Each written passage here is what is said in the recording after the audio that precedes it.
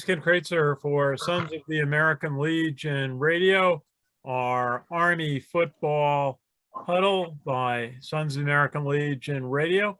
And we are going to talk about Army's 24-22 win over Missouri in the Armed Forces Bowl last Wednesday night in Fort Worth.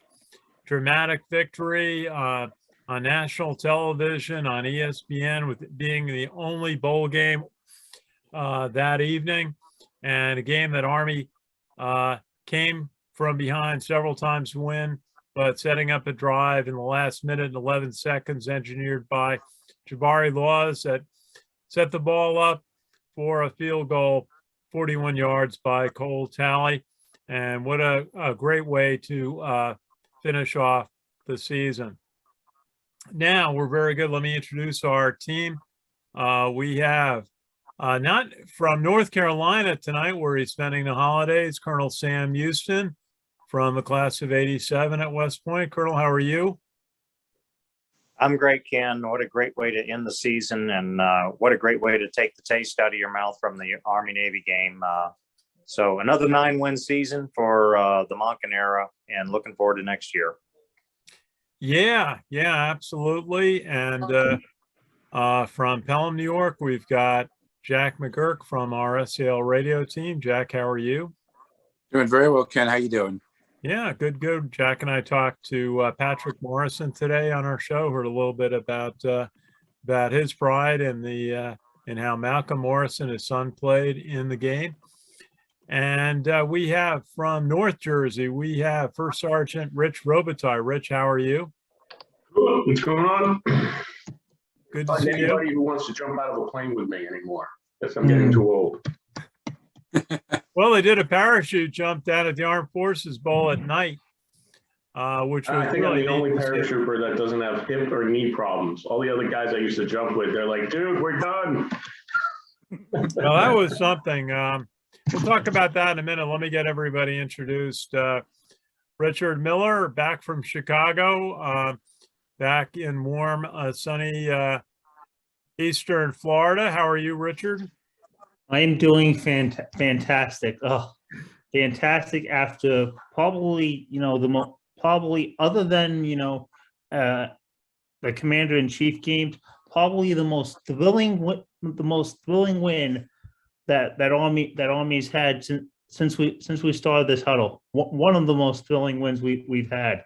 Yeah, it really is. I mean, we'll talk about some comparable games. Only a couple will come to mind.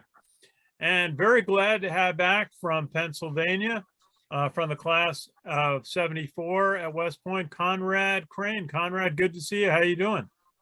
Hanging in there. Just also relishing the victory, but I got to admit, I just got done doing my report on next year, and boy, next year's schedule is really front loaded. So we don't have a whole line.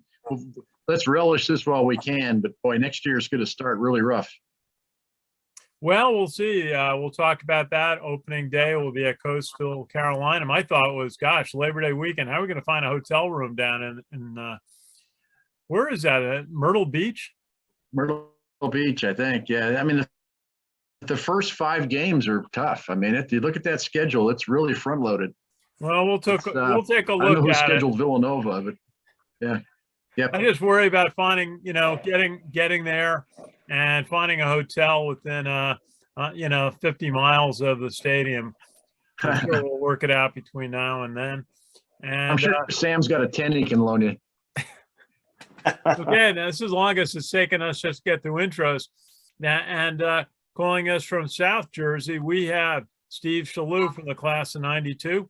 Steve was down there. I got to get him a photo we have on the field after the game, the victory. And certainly this was a hard-fought win for Army.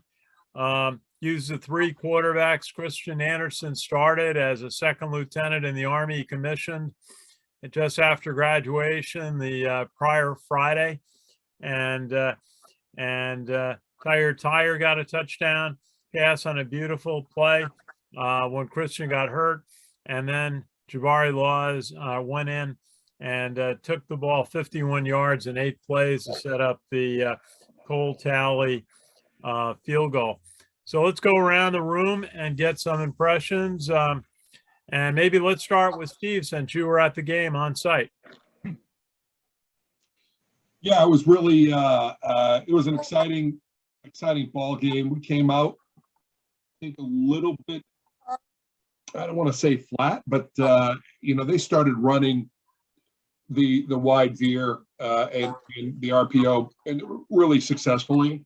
And we couldn't figure out exactly where we're going to be on that. But we finally got to where we needed to be. Started making some stops, started trading touchdowns for field goals, which slowed down their momentum. I was impressed with their quarterback. He had some good legs. He had some good speed. And their backup running backs were really talented also. I mean, this is SEC football. So Army never lost their head. They never lost their vision. They kept chipping away and found a way to win at the end. Very impressed with how they fought through adversity and came out the other side. It was a culmination of a really successful year. Very good. Well, let's go to Sam Houston. Sam, we glad you're feeling better. We know you were in a traffic accident, couldn't make the trip. But what was your thought watching the game? Steve summed it up. This was the don't flinch moment for Army that we were looking for during the Army-Navy game. And Army did everything that we expected them to do against Navy. They did do against Missouri. And that was they kept their heads together. They stuck to their game plan. And they did not panic. Even with 1 minute and 11 seconds to go, when Missouri scored a touchdown to take the lead, Army did not panic. And I think some of the stats resonate that fact. One of them is 5 for 5 on 4th down conversions for Army team. Yeah. Another one is that the B-backs, led by Jacoby Buchanan, who had the absolute run of the entire season, steamrolling in from 10 yards out for a touchdown. The B-backs accounted for almost 140 yards of Army's run production. And so the type of battering ram offense that we were looking for against Navy came to light against Missouri. And it was highly successful. It was a beauty to watch. And we were just very glad to see that what I agree with Richard, and that is that it was one of the most thrilling and exciting Army victories of several under the Monken era. But, of this season, that was possibly the most thrilling win in the end, aside from the Air Force game, of all the games that we played this season. Well, no doubt when it goes down to the last play and you get a walk-off win, as Mark Packer described it today on his radio show, the games go back to the 2017 Army-Navy game where it went down to Navy's kick where they missed it. And I go back to the Army versus Miami, Ohio game at Mikey Stadium. What was that in 2018? When Elijah Riley made the tackle on the 2-point conversion that was either going to win or lose the game. And Elijah came through with that play. And those are the only games I can recall that were, really went down to the last play of the game, win or lose. And Army found a way to win, as it seems like they more often than not do under Jeff Monken. Rich Robitaille, what was your thought watching the game? Well, I think we went into it with a handicap. I mean, everybody, yes, obviously I'm very happy Army won, but they also didn't play the best running back in the nation, who was standing on the sideline in civilian clothes, ready for the NFL draft. They didn't play their starting quarterback. I don't know if the result would have been the same if those two gentlemen were on the field. But that being said, we still had a game to play, and the defense stepped up. I was watching the game with a friend of mine who isn't particularly, he's more of a Michigan fan than Army. But when Buchanan was doing his beast mode, that's what he called it. He's like, who the hell is that guy for Army running? He just runs through everybody like a machine. I was like, and that's just kind of what they what they did. And so then I got a little worried when Anderson went down for a little bit. He took that bad hit. So that kind of concerned me a little, but it all worked out. And then, that field goal kick, that's a long way for our kicker. He's not a very top rated kicker. He's actually missed a bunch, but I think his longest of the season was 33 yards. But when you have 3 seconds left in the game, Monken's only choice was either throw up a Hail Mary or send out the kicker. And that's it. I mean, that was his options. So, and I guess he figured there was a better chance making the kick than catching a Hail Mary pass. And the kick was, so many of his kicks are like, he hugs the poles. And once he kicked it, you could tell by the camera, it was right down the middle. And you were just like, it's it. You knew instantly once he hit it. It's kind of like in baseball with a home run. When you hear that sound. Yeah, he hit that ball pretty pure. I've got the video replay. He nailed it right down the middle. He could have made another 10 yards. It was drilled. He got that kick pure. It's like and I felt happy for him. All his teammates came out and rushed him, and he doesn't really kick a lot. So well, they don't like to kick field goals. They like to score touchdowns, and there were some times. But it's good. It's good for him. He's a junior, I think, right? He's a junior, I think, and he'll be back next year. So he's going to walk around campus as a senior. Everyone knows that he won a bowl game for Army, so that's going to be pretty cool. Well, maybe have an extra star on his jacket. Richard Miller, what was your thought watching the game? Where were you, in Chicago watching? I was actually in Florida watching, Ken. I didn't leave till for Chicago till after. My thought in watching this game, I thought Army, basically on the total yards, they didn't have as much yards. They played from behind. Playing from behind, they had to catch up. Stop critical drives on Missouri, specifically in the second quarter, for them to also get back into the game. Army also using 3 quarterbacks, which I could think was actually pretty good, because I think if they had just used either one or two, they weren't going to win. They had to use every ounce of the energy in winning in playing this game. Christian Anderson had 60 yards. Jabari Laws 21 yards. Tyree Tyler 1 for 1 in completion, only 14 yards.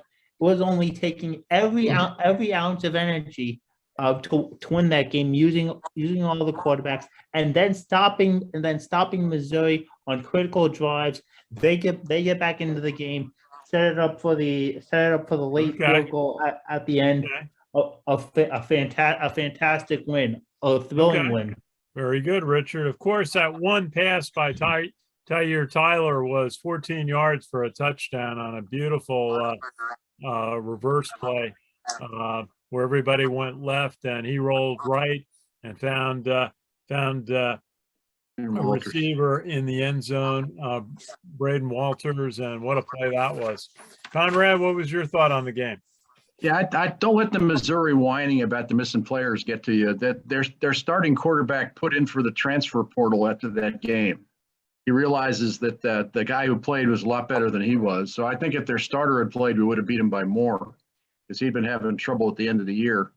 The 2 things that struck me, though, is number one is the option system really worked. I mean, Missouri only punted once, but they didn't have that many possessions because they couldn't score touchdowns. We ended up pulling that game out. I mean, it really was a tribute to the system that, you play against Army, you better score when you got the chance, because you're not going to have that many possessions. The other thing that really struck me was I'm so happy for Jabari Laws. I mean, if somebody who has lasted through adversity, if you heard his comments after the game, he said he felt like he was in a movie. I mean, here's a guy who basically lost 2.5 years because of his injuries, and he comes into the last game of his career, and they put him on the field to pull it out, and he does. I mean, it was a great vindication for Laws and all the adversity he's gone through and the perseverance he showed. Well, yeah, we had a chance to visit with him after they actually brought in all three quarterbacks together, Christian Anderson, Jabari Laws, and Tyree Tyler. And of course, Christian got hurt, twisted his ankle in the third quarter and went out. Tyree Tyler went in. And what was your, let's go to Jack. We haven't had Jack have a chance. What was your thought watching the game? It was a great game. It was kind of a nail biter near the end of it. Army started off kind of flat, as Steve was saying, but Missouri quickly scored, and then Army got the ball back, and then Cole Talley attempted a 43-yard field goal, sailed wide right, 10-0 Missouri at the end of the first quarter, kind of going, uh-oh, this isn't too good. But Army grinded that and came back. Jacoby Buchanan leading the team with 68 yards rushing, looking like Jerome Bettis or Brandon Jacobs, big guy just steamrolling through the defense. Army defense had a great game. Markel Broughton, 14 tackles. Eric Smith, the MVP of the game, 12 tackles, 2 sacks. And Cole Talley with that game-winning field goal near the end, which was a 41-yard field goal, just 2 yards shorter than that 43-yard one that he missed, but 41-yard field goal. And I was kind of holding my breath there on that play because as soon as the ball was snapped on that field goal, one of the officials threw up a flag. So I went, oh boy. I was thinking maybe Army was going to be called for offsides or something, but instead I think it was too many men on the field on Missouri. Yeah, or some No, penalty two like guys with that. 6. And yeah, Same number. Two and, guys with the same number. that's what it was. And but Army pulled off the win. They're now 7-3 in bowl games, 4-1 in bowl games with Coach Munkin. It was 5th bowl game for him. 4-1, not bad. And now Coach Munkin is actually tied with Charles Daly to be the second winningest coach in Army football history. And not to toot my own horn, but last week when we made the predictions, I think the score I predicted was 24-21 Army. So I was off by 1 point. That's right. Yeah, you had a 24-21, Jack. That's right. I'm looking at it. And so that, yeah. Couple of things now in Jack's point, good analogy to the NFL players. Jacoby Buchanan looked like himself, had a big day running the ball. Something we sort of expected more from him in the Navy game. He ran it 21 times for 68 yards, 3.2 a carry, and had a nice touchdown run. What was different about how did Army crank up the running game so effectively against Missouri, a team with probably bigger defensive linemen than Navy did? And maybe all the fans were saying, well, why didn't they give the ball more than 4 times in the Navy game to Jacoby? But they worked him out 21 times this time. What are you guys thinking about how Army got the D-backs going? Sam, you're usually in pretty close on that. Yeah, well, I think Steve Shalhoub will agree with me. And when I say this, the difference between the Navy game and the Missouri game is that the offensive line was embarrassed by what happened in the Navy game, and the offensive line was getting after it. I mean, they were getting after it. If you watched those plays on the inside blocking, those offensive linemen were not only hitting, they were driving with leverage, and they were sustaining their blocks. And it's something that you did not see happen in the Navy game. And they owned the inside game. The only time period of the game where Army did not control the interior of the line of scrimmage was late in the fourth quarter when Missouri fumbled and Army got the ball. And Missouri immediately went to 9 men in the box. And for whatever reason, Army went to extremely conservative play calling when they should have been really working the perimeter and continuing to maintain that momentum and running the time out on the clock and making drives happen. Instead, they got really conservative. And with 9 men in the box, I mean, you always are going to have a free defender on the inside who's going to be there to make the tackle. And that's what happened. And it killed a couple of Army drives. But for the rest of the game, the interior line blocking was just phenomenal. Missouri didn't know what the freight train was that hit them. And it wasn't just Jacoby Buchanan. It was people like Connor Bishop, who were coming in, and the other offensive linemen who were coming in there, who were making their cut blocks, who were making their trap blocks, who were sustaining those blocks, and were making those defensive linemen hurt and feel the pain for trying to stop the inside game. And if they even did shake their block, they were hit by somebody like Jacoby Buchanan, who I'm going to go even more old school, who looked kind of like Earl Campbell in there running and just bowling defenders over like bowling pins. I mean, it was really a beautiful thing to see. So the key to the Army game really was the fact that the offensive line totally made up for what happened during the Navy game. And the exclamation point on that was the final drive. Watch the blocking on the final drive. Missouri could not touch Jabari Laws. And that time that Jabari Laws was given was the difference between getting down the field and 111 running out of the clock, with Army ending up with their hands in their pockets with no points. So I'm going to tell you, the Dirt Pigs got it done, as we call them in the 150s. The offensive line were the unspoken heroes of the game. That's a good point. I mean, we didn't really bring it up in the post game with the coach and the players, but the offensive line really performed well against a SEC caliber defense. Anyone else want to talk about the game of the running backs? I think that we outthought ourselves against Navy. I mean, we admitted they wanted to use Buchanan as a decoy, but in the second half, his 2 carries, he gained 7 yards and 10 yards and never gave him the ball again. I think we beat ourselves against Navy. I think we just didn't play our game we did against Missouri. And I'll tell you that Buchanan run, or that 10-yard touchdown run, is all over the internet. Yeah, that was a terrific run, and he had a great game. It's only 3.2 yards a carry, but 68 yards and the touchdown. That'll be long remembered. And the best thing about it is he's got one more year. And how did you guys think? Were you surprised? Was anybody surprised when, for the last drive, Jabari Laws went out to play? Had to pass. Steve? I mean, Tyler wasn't going to do it. Yeah, no, I wasn't surprised. I wasn't surprised at all. I it was going to be either Anderson or Laws, and Anderson even in the post game said that he probably could have gone. He would have been on a hurt wing, but when he got hurt, you could see that Laws he warmed up on the sideline, threw some passes.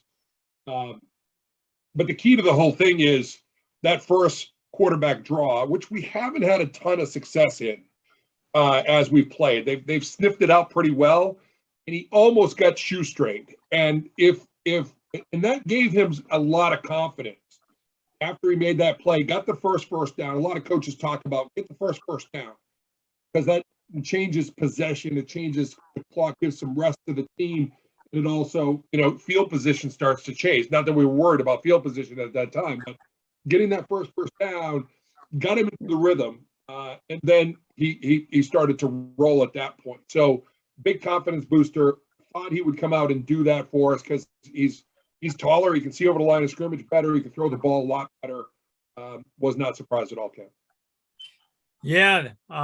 Anyone else thought it certainly what it reminded me of, Steve, was out at Air Force 2 years ago when Army lost, but Jabari went in the last drive and moved the ball. I think it went to a 3rd and 8 from about their own 30-yard line, and he got the completion for the first down. Then he ran for 15 yards, and he got the ball down all the way to the Air Force 10. But then he got blindsided, and he went out injured. Kelvin Hopkins went in playing on one leg. And it just reminded me of that game when Jabari brought some instant offense into the game for Army. And what a way to finish your college career as a quarterback, but running a drive like that. Now, and to make analogies, it was a lot like the Temple game in as we. When Hopkins came off the bench cold and drove us down on the field for a touchdown too. So it was a lot of similarities of second and third string flat cold off the bench, which is pretty impressive. Yeah. Yeah, one thing I want to throw in there about Jabari Laws, and Conrad already mentioned about the amount of adversity this young man has had in his career. He really demonstrated himself to be a quarterback of dynamic talent back in 2019 before his injuries. And then he experienced another injury, which kept him completely out of the 2020 season. But I'm going to tell you, with the exception of one play this entire season, every single time that young man has been in the field, he has delivered for the Army football team. And I cannot say how proud, and I know I speak for so many Army fans and alumni, how proud I am for him that he had that opportunity, that storybook finish to his career, to be able to come in the last 111 and lead the game-winning drive. I really got to say that after watching that drive, it begs the question to me, how come we did not see more of Jabari Laws this season when he has delivered such stellar performance every single time the young man has had the ball this year? So my hat's off to Jabari Laws. Thank you so much for everything you've done for Army football, your perseverance, your dedication to the team, your unwavering support and patience in recovering from your injuries, and for showing your leadership on the field in the last 111 of the Armed Forces Bowl this year. Well done, young man. You're going to make a great officer. Proud of you. Well, Sam, I asked Coach Monken that a few weeks ago, what Jabari Law's role might be when it seemed like the rotation had shifted to Anderson starting and Tyler supplementing. And Coach Monken said he was still concerned about Jabari Law's knee coming off the 2 ACLs, and that he was concerned about his ability to, frankly, his ability to commission was what I took from the comment in the press conference. So I was a little surprised at that, but because Jabari seems, as you said, seemed to be ready to play when he was called on this year. But I guess they thought he had a limited number of series and plays that they thought he could run. But he certainly, but Sam, you sort of bring up the question, what if he had been brought in at the end of the Navy game? Would that have made a difference, do you think? Well, every game has a different circumstance. And clearly, I mean, maybe it would have. Maybe. I'm not saying that it would have. There was something different about the Army team in the second half of the Navy game. And remember that one player does not a victory make. It takes teamwork.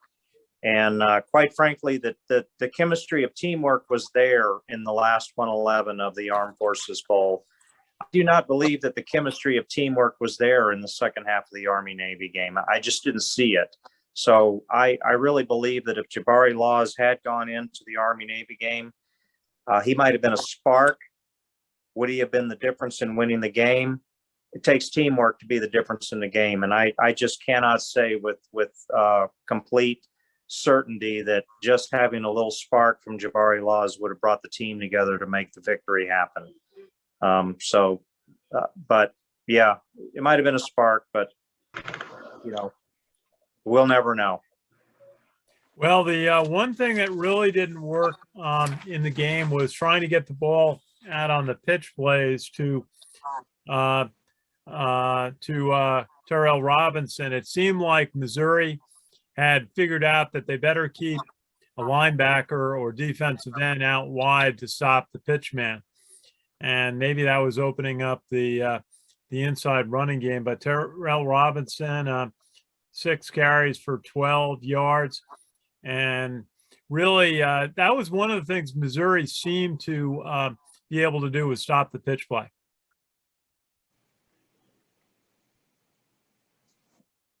I'd agree with that. I mean, we did have some good success on the perimeter a couple of times. Remember this about Missouri. I was talking to my dad about the game before the game was played, and we were talking about the fact that several of the Missouri players had opted to not play and blah, blah, this and that. And Missouri might still be claiming that was the reason Missouri didn't win or whatever. But I'm going to tell you that Missouri is an SEC team.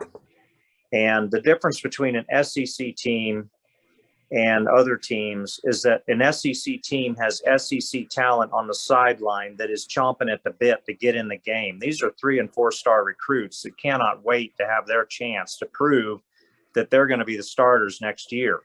So 3 or 4 SEC talent players sitting out of the game meant that there's 3 or 4 SEC talent recruits on the sideline that are jumping up for joy to have the opportunity to go in and prove that they're the ones who are going to be starting next season. So these players came in, Missouri's players, whoever they had in suited up, played as good of a game as they possibly could. They came in there and they played to win, and they played to win for the whole 60 minutes. So for anyone to say otherwise, just because a few players missed the game, they're sadly mistaken. These players wanted to win the game, but they didn't. Army won the game because Army didn't flinch. But yes, to answer your question, as the game progressed, it was pretty clear that the SEC talent was doing a very good job of providing speed and pursuit to the outside and eliminating the perimeter play. But Army's game plan adjusted as the game went on, something I'm going to reemphasize that they did not do against Navy. Army did not adjust in the second half against Navy. They kept playing straight into the teeth of what was not working. But against Missouri, they found a way to win. They made the adjustments they had to do. They figured out how to move the ball. They got the ball where they needed to get it in the time they had available, and they won the game. And that was the end of the story. And no turnovers, and Army went 5 for 5 on 4th down. Just a very flawless play by West Point, and that's a sign of Jeff Monken and his coaching staff having them well prepared. Let's talk a little bit about the Army defense in the game for a second. The safeties made a lot of tackles, Markel Broughton and Cedric Cunningham. 27. And leading Army 13 tackles apiece. Eric Smith had 12 tackles and 2 sacks. And I really love the sack he did in the 4th quarter on Brady Cook on a third and 10. And Cook just held on to the ball too long, and Eric Smith went in on a blitz and just took him down to force a punt. And one of the things I asked Eric Smith in the post game was how much familiarity they had with Brady Cook, whether they watched any film, and he said no, they had no familiarity with him. They just went over, just used their standard defensive tactics. And I was kind of, that's very unusual, I would say, to go into a game like this against a quarterback you haven't really seen much before. Cook had only played a handful of minutes this year for Missouri. What did you think about how the Army defense handled playing a quarterback who turned out to have a pretty good game, who they had very little familiarity with? They said he was Buchanan's teammate. They said he and Buchanan played together in high school. So maybe Buchanan gave him some scouting. I don't know. Yeah, well, Jacoby is a junior. Cook is a redshirt freshman, I believe. Right. So they were a year apart. But that added something, I'm sure. But that was something. They didn't have hope. Yeah. And then Army only had about a couple of practice days because they had exams. Final exams. On Saturday. They didn't have a lot of time anyway. Yep. They flew down, and then they had Monday and a little bit on Tuesday to get set for the game. Let's see, Rich Robitaille, any thoughts on the Army defense that you saw? Well, I just think they stepped up better than against Navy. I mean, they just played with a little more sense of purpose. As we say in the Army, a sense of urgency. They didn't want to drop 2 games in a row. And the second quarter of Navy or second half of Navy was just not good. So I think they cleaned up their act a little bit and weren't going to let it go. Then Andre Carter had one sack on the day. He finished with 14 on the year, finished second in the country on sacks to player from Alabama. Thought he ended up tied. I thought they said on the broadcast he ended up with 14 and a half, which was a tie. I don't know. I didn't see the numbers, but Alabama's obviously got more games to play. Yeah, they got two. But I looked up the NCAA page today, and it seemed like they had it. They had Will Anderson had in 13 games had 15 solo tackles, a sophomore linebacker from Alabama. Andre Carter, the junior linebacker for Army, in 13 games had 14 solos, and Aiden Hutchinson of Michigan, the senior defensive end, had 12, as did Sam Williams of Ole Miss.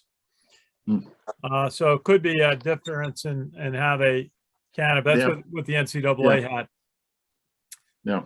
But anyway, remarkable season for Andre Carter. It's neat that Army has these two outstanding juniors to build around next year with Jacoby Buchanan at fullback and Andre Carter at outside linebacker. Eric Smith's going to be a hard player to replace. I think Carter was named. He was third team AP All-America, right? Didn't Carter make the third team AP All-American? Yeah. Outstanding recognition. He's going to be one of the players to watch in college football next year. Army's got some rebuilding on defense, but building around Andre Carter is a pretty good start. It's good to have Markel Broughton coming back as well at safety. So the Army defense, I still think that the Eric Smith play where he got the sack, forced the punt, that Army then went and drove down the field for a touchdown was very key.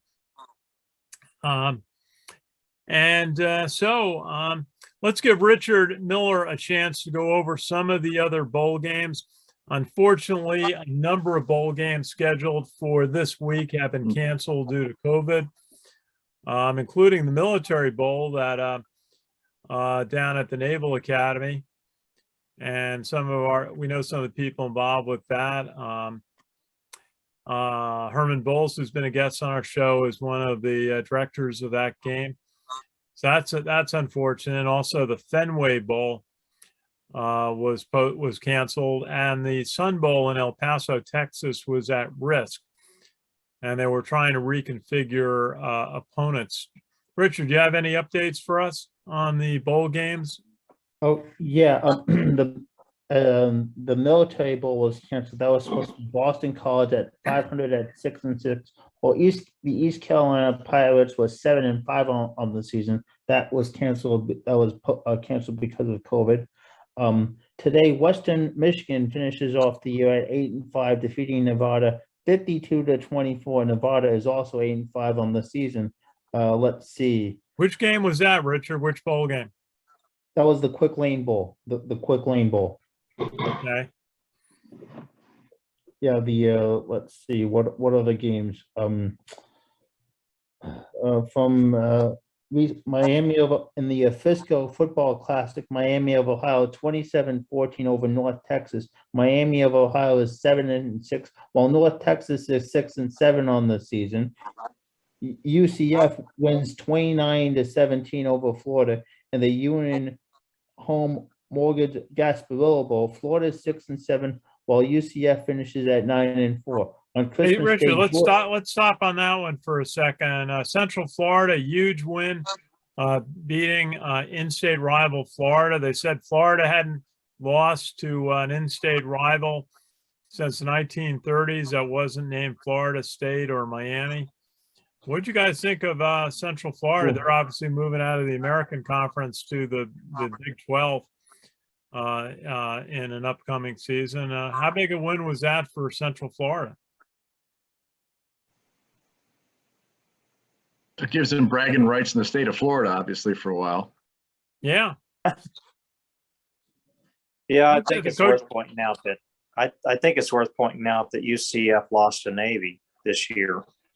And, you know, not trying to add legitimacy to what happened at Army Navy at the MetLife Stadium this year, other than the fact that, you know, the Navy team that Army faced off again was actually a little better than what a lot of people were giving it credit for going in. It still doesn't excuse the fact that Army lost the game, but it is notable to make sure that we point out that UCF, who dominated Florida in that bowl game, did in fact lose to the Naval Academy during the course of their season. But I would also like to point out that it's also nice to take a look at some of the other Army opponents from this season and their bowl game performance.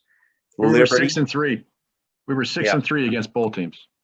Liberty won big. Army beat Liberty. Miami State. of Ohio won big. Army beat Miami of Ohio. Georgia State won big. Army beat Georgia State. Western Kentucky won big. Army beat Western Kentucky. And Ball State lost to Georgia State. And we will all agree that the Ball State game was perhaps Army's absolute worst performance of any game that they played this entire season. And if you played on any 9 out of 10 Saturdays, Army would have beaten Ball State. They just happened to play on that game where they had just finished their midterms and their heads clearly were not in the game. But for those watching the game who are still thinking that Army's strength of schedule doesn't exist because Army's an independent, and you think that Army needs to join a conference, you're wrong. Absolutely not. Army needs to remain an independent, and I think that their schedule this season once again bears out the truth that, Army played some really tough teams this year, and they've performed very well in bowl games as well. So let's sit back and enjoy the fact that Army, as an independent, has that flexibility of schedule to play such a variety of teams as we do. And that schedule is going to be on full display next season. And I know we're going to talk about that in a minute. So let's just keep that in mind and not forfeit that opportunity to have such a wide variety of strong, impressive opponents every season for our schedule. Well, Sam, you bring up a big point, which I really wasn't aware of. You guys as alumni are, about the impact of midterm exam week and impact of that on the Ball State game. I thought Ball State just came to play that day. They needed a win to get their season going, and had won their conference year before. Is that something we need to chart in our analysis of next season, is when midterms are? But, you know, it's a good question, Ken. I do believe that every season, and this is not just true for football, I think it's for every single core squad athletic sport at the academy, which is the varsity athletics. I think at the conclusion of every season, they do have what we call a thorough after action review. And they have that after action review with the academy leadership, and they look at ways that they can improve.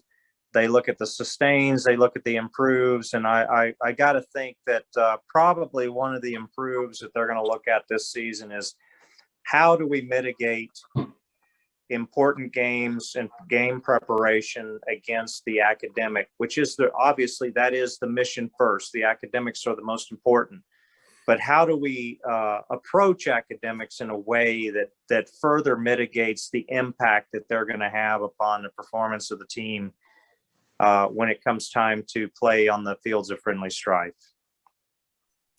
Well, it's a factor. Someone once told me when is midterms their week, or is that another week when they have a lot of exams and inspections and military measurements? Thayer weeks happen multiple times during a semester. Thayer week can be, you know, a week where you have multiple work progress reviews or WPRs. You have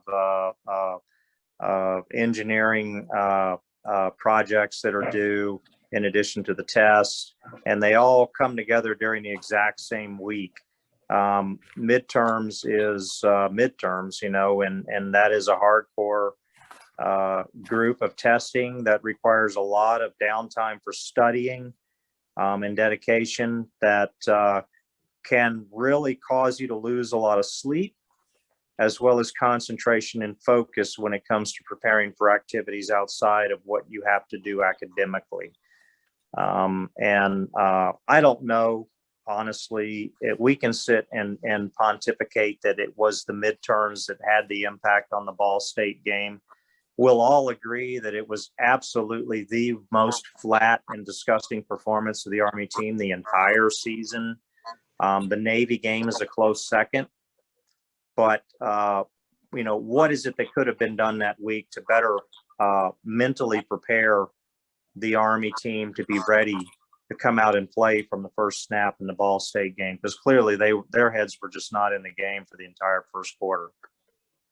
I just thought that game, the way I saw it is Ball State played with a sense of urgency that day, a home game, and they were trying to make sure they were trying to turn their season around, and they came out better, a little bit better prepared than Army did that day. I think the other time Army struggled was the second half against Wake Forest when they gave up the 70 points. I'm still not quite sure how that happened.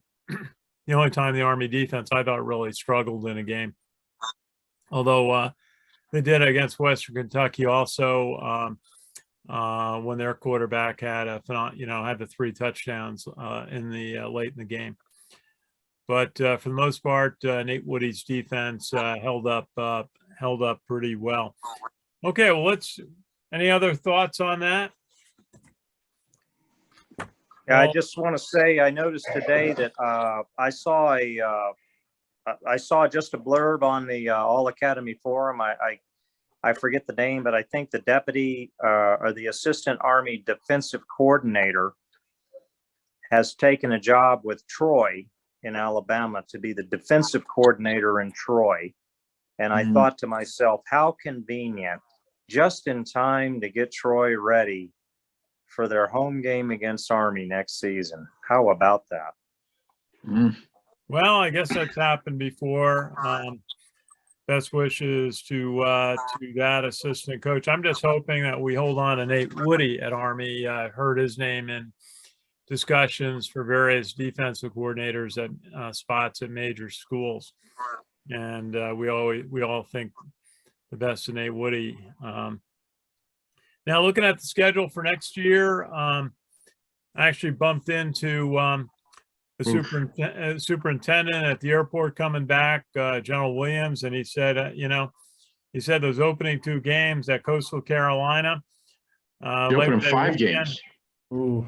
Look at the first 5 games. Villanova was a quarterfinals team from the FCS. They were 10-3, and they got Georgia State and Wake Forest. The first 5 games are Bears. Yeah, well, I don't disagree. Coastal Carolina is going to be difficult. UTSA, San Antonio, is upgrading their program. Villanova, which is the substitute for Tennessee, it's a home game. Georgia State, who Army has defeated this year. And then at Wake Forest, that's going to be a telling game. And then it gets a little easier. Colgate, Monroe is coming back. They were at Mikey Stadium in the COVID season 2020. And then Air Force again in Arlington, Texas. So you guys, I think a lot better. I think that game down in Arlington went a lot better from an attendance point of view and an involvement point of view, a television point of view than I thought it was going to. I kind of said I'd rather see the game at the Air Force Academy and go out there. I know a lot of Army fans look forward to that Air Force visit every 2 years as kind of a highlight of that season's home schedule. What do you think about that? Playing the game in Arlington, an Army home game next year. I have a lot of. Go ahead, Conrad. No, I just said I have a lot of classmates in Texas, and they actually they were actually talking about doing a class reunion out there for that game. So there's I guess there are pros and cons. I got a lot of classmates in Colorado Springs too. But there were a lot of people that were enthusiastic about that venue in Texas because there is a large West Point community there. I don't care what we play as long as we beat them. Well, Yeah. considering the attendance was pretty good, why not play it across the street at AT&T Stadium and get, 60 or 70,000 people into the game? Do you think there's potential of doing that? Good question. Well, Maybe that's the future home of this game is AT&T Stadium. I mean, it's, a remarkable building, 80 or 90,000 seats, depending on how they configure it. And as everybody said, there's a lot of Army fans and a lot of Army soldiers and airmen in the state of Texas and Oklahoma. But I think we all, there's something neat about that game when Air Force comes into Mikey Stadium every 2 years. My understanding is that the Army-Navy game is going to be at that stadium in the next, 2 years from now or 3 years from now. And that'll be great because if anyone was paying attention to MetLife Stadium, that was the largest crowd in the history of MetLife Stadium, the Army-Navy game. And AT&T Stadium will sell out for the Army-Navy game. Now, as far as Army Air Force and the Commanders Classic, just to pile on to what Conrad was saying, this year's game was so impressive and so much better than what we had all thought it was going to be that the class of 87 has already seized upon next year's weekend. And we have already declared that next year's Commanders Classic weekend in Dallas is going to be the reunion weekend for the class of 87 in Dallas. And I already can't wait. So now there's a lot of question marks about the team next year, which we can talk about in a minute. So I'll just leave that for the forum. But yeah, next year's Commanders Classic, I'll be there. Class of 87, we'll be having our reunion and it'll be a great event. And then AT&T Stadium, correct me if I'm wrong, forum, but I'm pretty sure I heard that the Army-Navy game is going to be there coming up pretty quick. And my prediction is that it will be a sellout. It hasn't been announced yet. It hasn't been out yet. Yeah, we haven't heard any announcements on that, but you guys might have some. It hasn't been out to bid yet. I thought Army and Navy didn't want to ever do that because they can't bring their cores with them. The reason they do it in Philly, Baltimore, East Rutherford is because it's not difficult to put everybody on a bus. Hey, look, I'm the class of 83, and I'm telling you, I was part of the class that they flew the entire Corps of Cadets and the entire Brigade of Midshipmen out to Pasadena, California for the Army-Navy game at the Rose Bowl. So they can do it if they want to do it. That's a pretty years I still have big bill. That was a I still have my disaster Navy. financially. Yeah, I it's still pretty have my expensive Navy Gazoo, man. to transport 8,000 cadets and midshipmen to the game, but I wouldn't say it's impossible with the resources of Jerry Jones and the Dallas Cowboys if they really want to do it.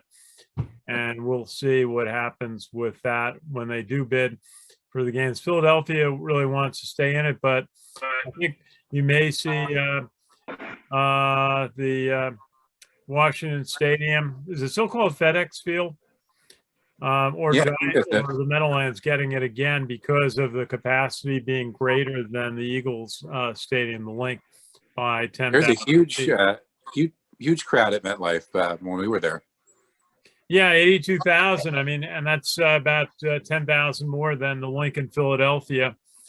And so the finances do make a difference. So we'll see. The Washington Football Club is talk about building a new stadium, but they haven't broken ground, and we'll see what happens with that project. But anyway, going over. So let me just throw a couple of words in for you. The Air Force Army game, other than being at home in Army and Air Force, is not a realistic thing on a year-to-year basis. Otherwise, in other places like Texas, this is a 2 and done. That's all I'm going to say. But it's a big advantage for Air Force. The way it's set up is that if with Air Force, the fact that Air Force doesn't play in neutral sites, Air Force is the only Surface Academy team that always gets a home game in the Surface Academy competition.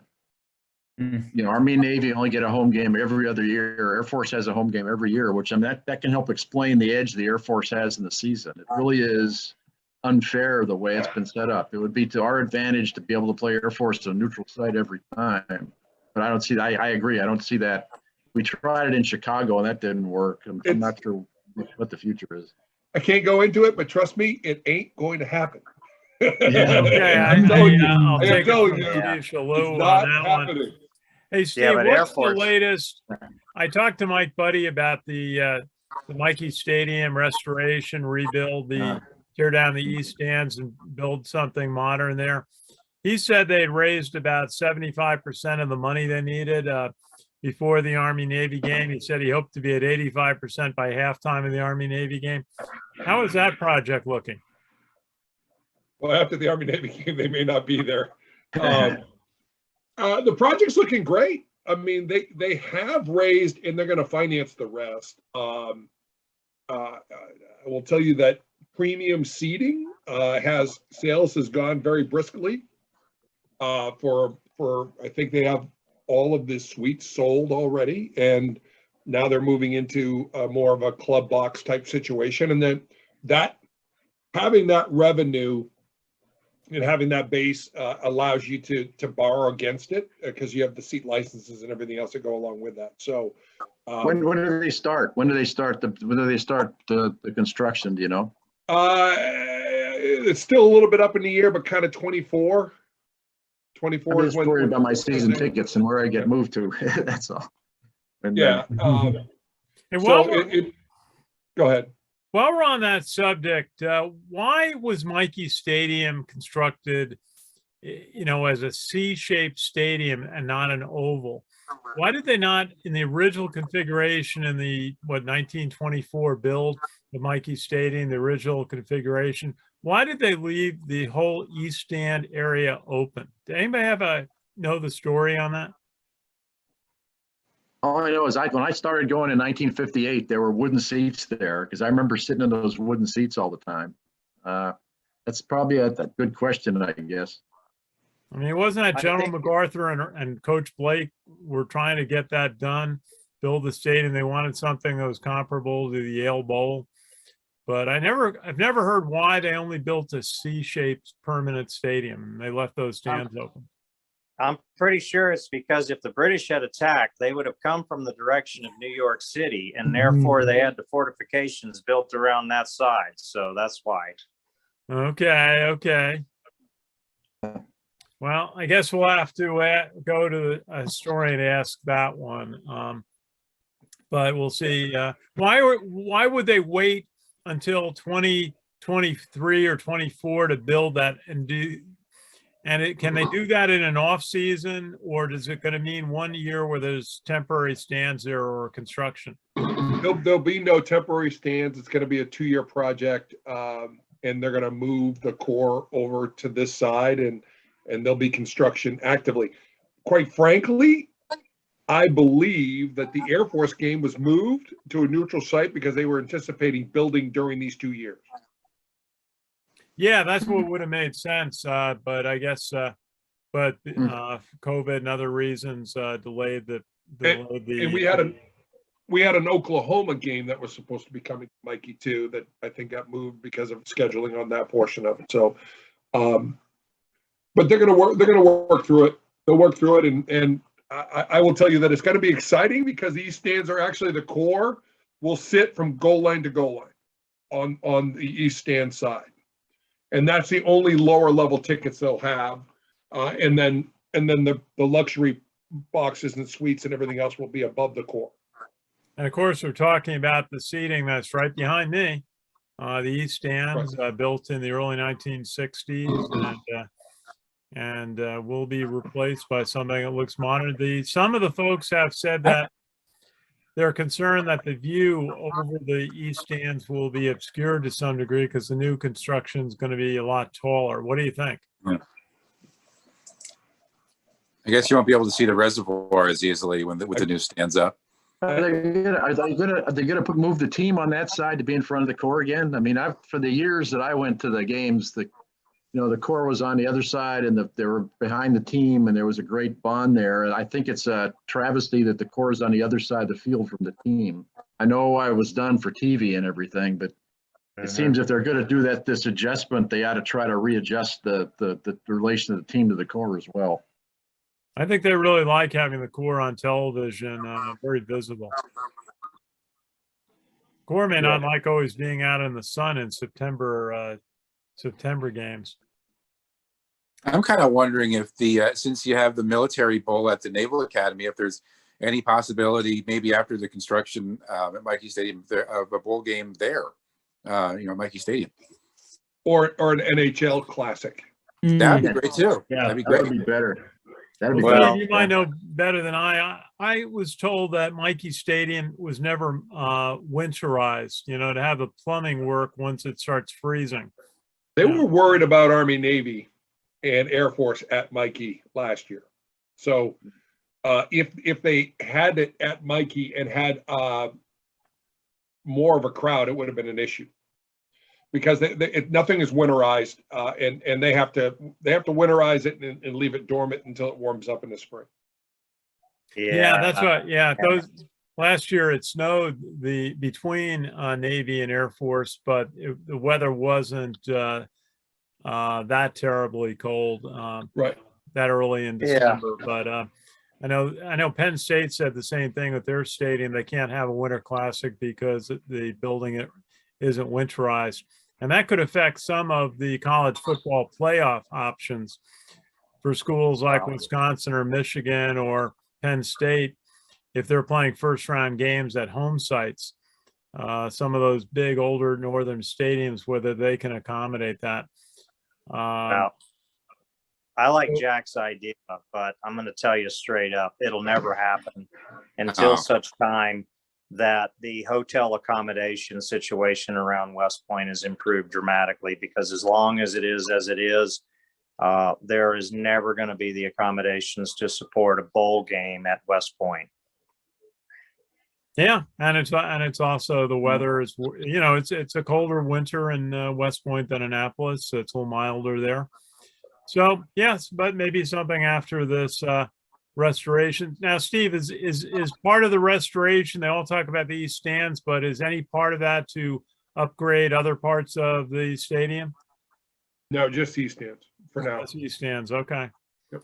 So, okay, well, let's go on. We wanted to talk in a couple of minutes left about the team looking for next year. And let's start with the quarterback. Is with Christian Anderson and Jabari Laws are going to be graduating. You got Tyler, you got Cade Ballard, who'll be a senior, and Maurice Bellin, and they brought in about 4 freshman quarterbacks this season. Jamel Jones is still around too. He's a senior. Jones, yeah. Good point. So where do you see that? Just a competition in spring practice? I hope so. I think Tyler's too limited. Yeah, I agree. I'm not really sure that if, one of the biggest losses that we have leaving out of this season and going into next season is the giant hole that has been created in the quarterback position with Christian Anderson graduating. And now that we see the real talent that Jabari Laws still had, and he's gone now, he's definitely not a part of the equation anymore.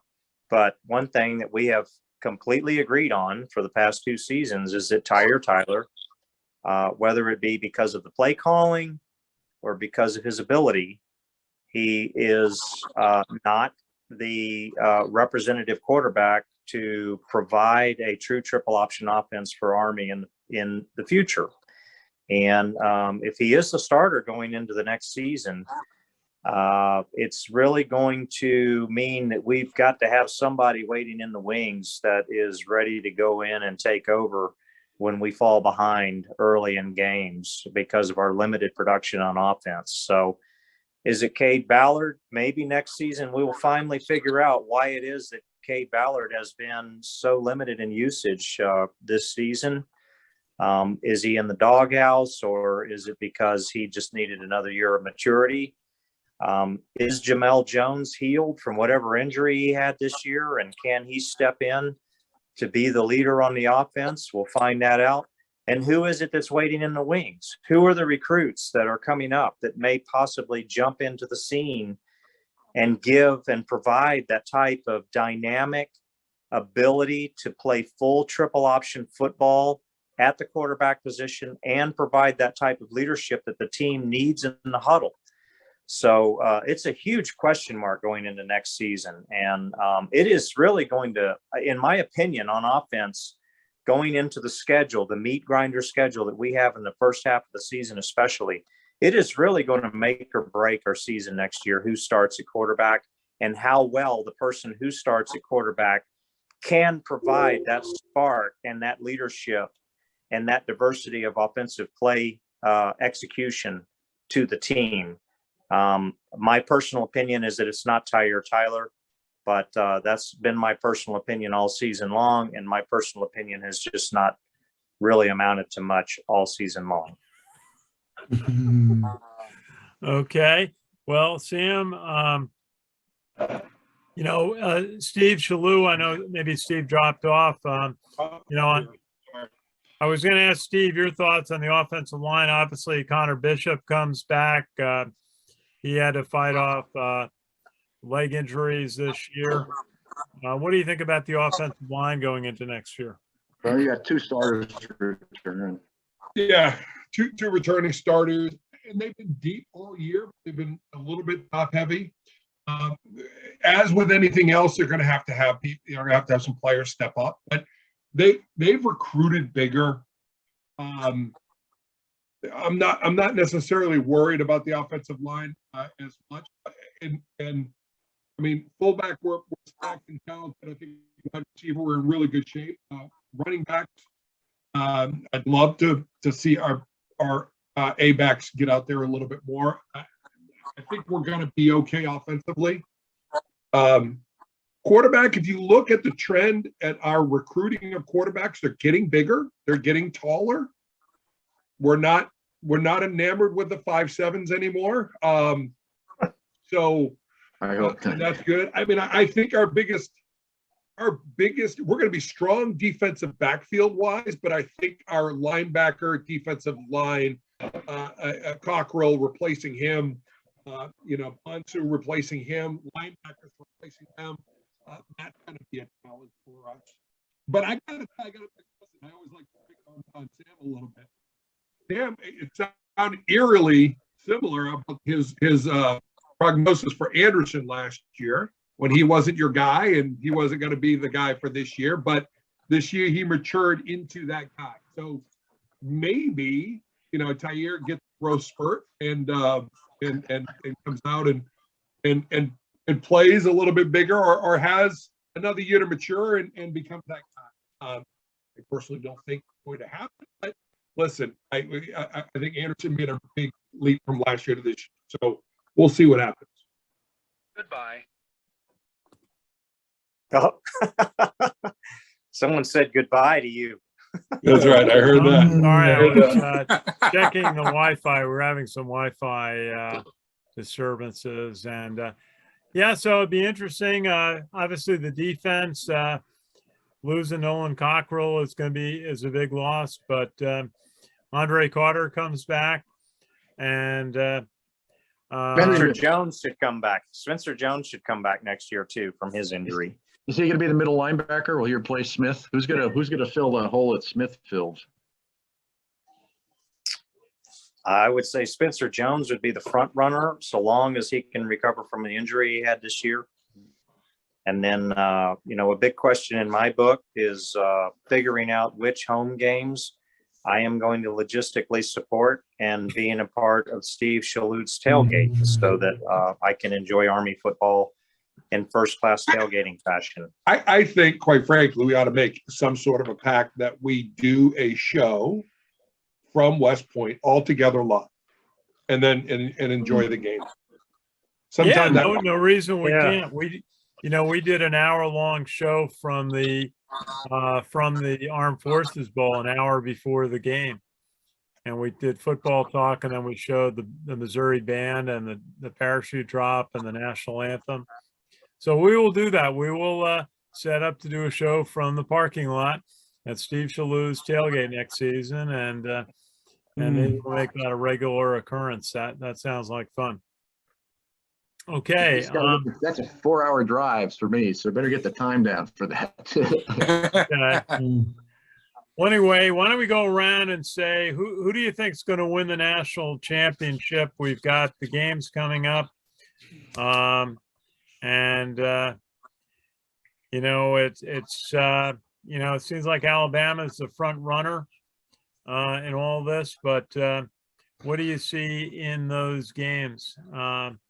You know, it's just interesting to note that in the Sun Bowls now, Washington State versus Central Michigan. They got that game reconfigured, and we've got Cincinnati and Alabama in the Cotton Bowl, and Michigan and Georgia in the Orange Bowl. Richard, why don't we give you the chance? Who do you think is going to win those and come out on top? I'm going to take Alabama. Alabama's going to win, and Alabama is going to come out of one semifinal, and I am going to take. Let's see the Georgia, Michigan. What? Georgia versus Michigan. I'm going to take. I would like to see a matchup between Jim Harbaugh and Nick Saban for the national championship. I think Michigan's a very strong team this year. I like them on defense. It's going to be Alabama against Michigan. Alabama, I think, is in the end. I think Alabama is going to be too strong to beat Michigan. I'm taking Alabama over Michigan. So, Richard, you're picking Alabama and Michigan, and then Alabama to win the championship. Yes. Okay, very good. Rich Robitaille, what do you think on the Well, I national predict the same final, but I think with Michigan has both their lines are all the size of the Incredible Hulk. They have an amazing running game, and I don't think Alabama's played anybody like Michigan this year. And I think Harbaugh saves his career and his reputation and actually brings a title back to Ann Arbor. Okay, so you're picking Michigan to win the national championship with a win over Alabama. Okay. Mm-hmm. Okay, Jack McGurk, well, who do you call? Who do you see winning these games and the national champion? I think in the final it could be Georgia and Alabama. And if you look back early in the season, Georgia had that one loss. It was a tough one against Alabama. So I think in the championship game, Georgia's going to be playing with real intensity, and I think they're going to come up with a win over Bama. Okay, so you're picking Georgia. Okay. Yeah. Okay, we got 3 different teams selected in our first 3 picks. Who's picking Conrad. Cincinnati? Somebody's got to pick Cincinnati. Okay, Conrad, what do you think? I'm rooting for Cincinnati and Michigan, and I'm going to pick Alabama, so I hope I jinx them. The Alabama, and who between Michigan versus Georgia? Boy, to be honest, there, I think Michigan. I'm rooting for Michigan. I think Michigan can actually win that one, but again, I think. I guess let me do it. Let me pick it this way. Alabama. I'm going to pick Alabama and Georgia because I want to jinx them both. Okay, and who's going to win the national championship? Alabama. Okay, second person picking Alabama, the safe choice. Okay, who's up next? Sam, you want to go next? Sure. Okay. You know, my down and dirty. I love Cinderella stories. So in my heart, I'm rooting for Cincinnati. That does not mean that's who I'm predicting to win. I'm rooting for Cincinnati. I think that my Cinderella story is not going to be very long lived because I believe Alabama is going to beat Cincinnati. I think that game actually is going to be a little closer than what people are expecting it to be, but Alabama will prevail. They're just a better team. Michigan, as hard as it is for me to choose Michigan over Georgia, I'm looking at some intangibles. I really believe that Michigan has a lot of momentum coming into the BCS. They're hungry. If you watched their last couple of games, especially the Ohio State game, they're a really hungry team, and they're playing like it. They're just getting after it. Georgia, I think, might still be a little emotionally deflated from the SEC championship game. So I'm seeing Michigan advancing past Georgia. I'm seeing Alabama beating Cincinnati in a closer game than what people would think. And then in the end, I just can't pick. I just can't pick against Nick Saban in a championship game. He's gonna bring home the bacon again for the Crimson Tide, and Alabama is gonna be all awash in crimson red and celebrating another national championship this year. Okay, so we got 3 picks for Alabama. And Steve Shalou, who do you like in these 2 national championship games and the eventual national champion? Cincinnati shocks the world. And All right. shows up for the game, then loses. They just shock the world by showing up. It's Alabama, Georgia in the finals, and then Georgia beats them. I think Georgia's a better team. I think they went into that game and underestimated what Alabama could do, and they got caught, and they won't get caught again. Okay, so we have 4 picks for Alabama, 1 Minnesota, 1 Georgia. And since I'm last, I'm going to go with Cincinnati. And I'm going to go with Michigan, 2 opponents we've seen Army play recently. And I would have to pick Michigan over Cincinnati in the championship game, which should be interesting. But it's nice that we've seen 2 of these teams recently. We've seen Michigan 2 years ago, and we saw Cincinnati last year. And so it's 2 teams Army has touched and played very competitively against. Okay, now I'm not sure we'll have to take a poll if we're going to do this next week, but I just really want to thank everybody for joining us, viewers and our participants and guests we've had during the year joining us. And so just thank Richard Miller, who's our producer, director, inspiration for this, joining us from Florida. Thank you, Richard. My pleasure, Ken. It was great. I think we should do this again next year as well. I wouldn't miss it. Maybe we'll even do a spring practice edition of this. Jack McGurk, thank you for joining us and all your work covering Air Force and Navy, those 2 other teams as we refer to them. Yeah. Happy to be here. Looking forward to next year. And Rich Robitaille, thank you for joining us and for helping cover the teams. We may have you, I've got a few ideas for you for the winter. And so good to have Conrad Crane back from some health challenges, looking good. And looking forward to reading your written analysis. I'll have it up on our page, West Point Football Report, right here as soon as I see it. And Sam Houston, so thank you so much for doing this every week and offering your analysis. And I'm trying to think if you've had a kind word about the Air Force Academy this year. You must have said something nice about them, but it's hard to remember. Well, actually, Conrad said something earlier tonight, and I wanted to jump in on that, but there was a bunch of group talk going on. So I'm glad that you gave me that cue. So Conrad said that Air Force Academy is the only academy that has a home game against the other service academies every year. I just wanted to also add that Air Force Academy is the only academy that has 31 turnbacks and gets away with it. So we'll just always remember that. And, things are different out in Colorado Springs. I think it's because of the elevation. And we'll re-engage on the field of friendly strife in the coming season. And thank you, Ken, for putting this together, because I got to say, this is a great group of guys and great analysis of Army football, something that we all truly love. And I look forward to this week every year I'm going to miss you guys when the season's over. But yeah, Steve Shalhoub tailgate next fall.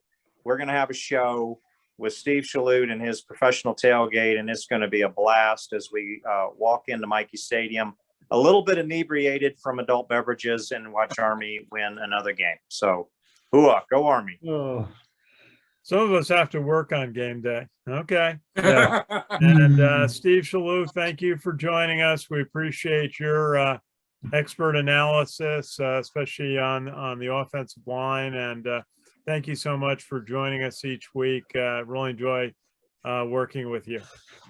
Thank you, sir.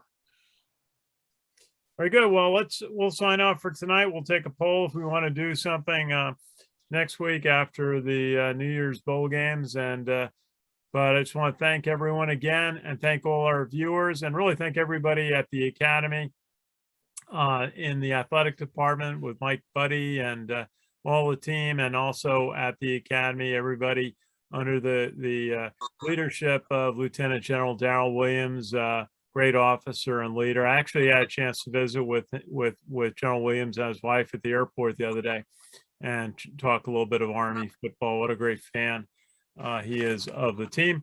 So that's all for tonight. I just want to sign off by recognizing the 1.7 million veterans of the American Legion, the world's largest veterans organization, and the 330,000 members of the Sons of the American Legion serving America's veterans. So Happy New Year to everybody. And if we don't do this next week, we'll see you next year. Take care.